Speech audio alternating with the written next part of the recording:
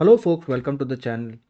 If you're encountering 0x8007232B DNS name does not exist error, then watch this video to find the solution. So the first thing we need to do is to troubleshoot the Windows activation. So for that we'll right click on the start button, go to settings, click on system, then click on activation and then expand the activation state.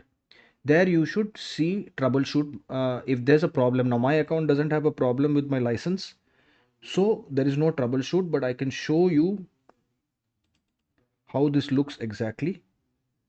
So you have system activation, and then in the activation state you have troubleshoot, and then you click on the troubleshoot and the troubleshoot should fix this error.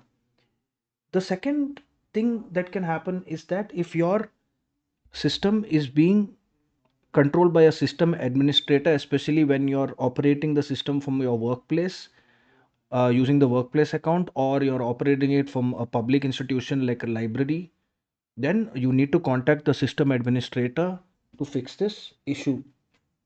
Now the third thing that can happen is if you have an OEM key then and you're trying to install the key in another computer, this error can occur.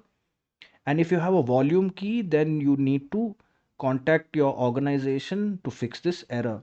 If this video helped you, then kindly subscribe to the channel. Enjoy your day.